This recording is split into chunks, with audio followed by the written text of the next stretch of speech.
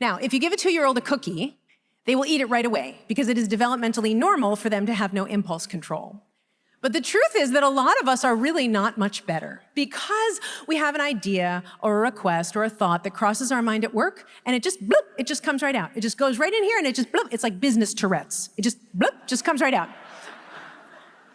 We have no filter to decide if this is appropriate communication. It wastes colossal amounts of time and creates amazing lack of focus.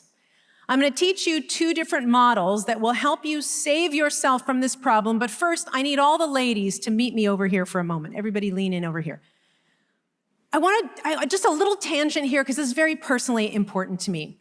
Ladies, we have a certain and unique pain that we fall prey to because of all of that sporadic peppering of communication.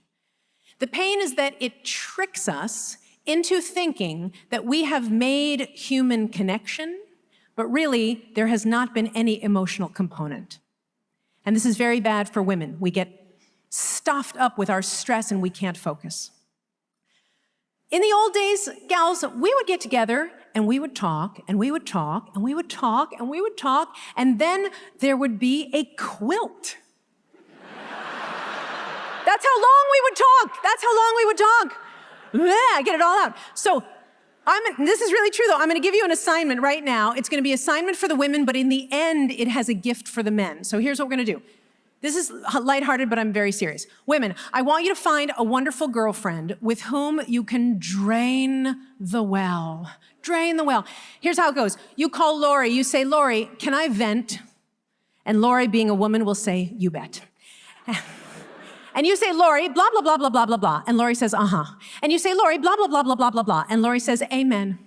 And you say, Lori, blah, blah, blah, blah, blah, blah, blah, blah, blah, blah, blah, blah, blah, blah, blah, blah, blah. And Lori, being a woman, is not going to be sitting there waiting for anything stupid like a point. She's just gonna hear you. She hears you, she hears you, and finally the well is empty and you feel so good you want a cigarette at the end, and then you go. And then you go to the man in your life. You say, hello. I have nothing to say to you. Yeah, they're cheering, they're whooping in the back. Okay, so I digress, back to work. Okay, so unnecessary communication at work, we're gonna tame it by a couple of frameworks. We're gonna rein it in by compartmentalization and by an intelligence about the way that we communicate. And here's how we're gonna do it. First model you have to learn is 2D versus 3D communication. Here we go. 2D content is simple and yes-no fact-driven information. 3D content is rich or emotional or complex or nuanced. 2D methods of communication include texting and chatting and decks and things that are two-dimensional.